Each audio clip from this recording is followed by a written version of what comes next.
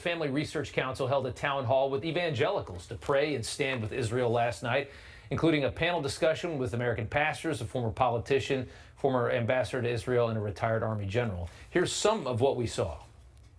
I'm not a social media person, but I loved that there was a guy that was, I think it might have been my daughter who had sent me a text, and it was a pastor who said, somebody asked me, which way does my church lean?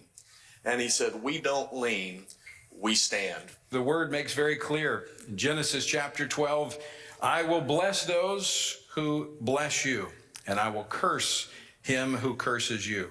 Why would it be that our President of the United States would announce on national TV that he is giving $100 million to Hamas, a foreign terrorist organization?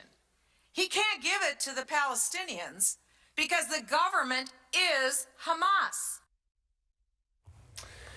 Well, you just heard from him there. Tony Perkins is the president of the Family Research Council, and he joins me tonight. Tony, thank you so much for coming back on. It's incredible to see these two religions aligning in this moment.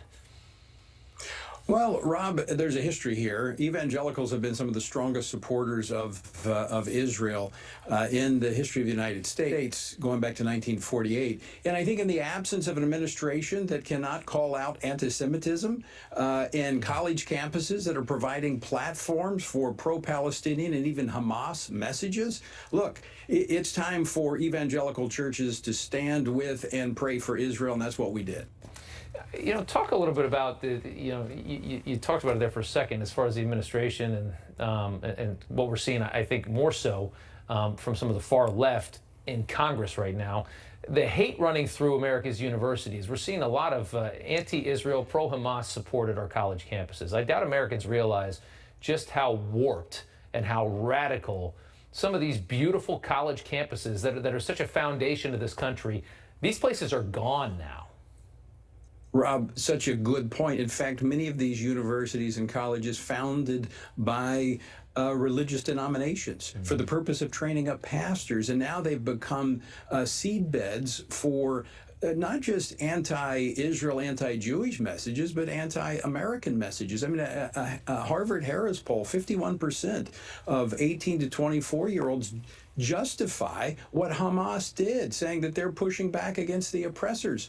Now, Rob, during the Trump administration, I served as the chair of the U.S. Commission on International Religious Freedom, an independent bipartisan commission, and we were concerned and began to look at the rise of anti-Semitism in the West, primarily in Europe.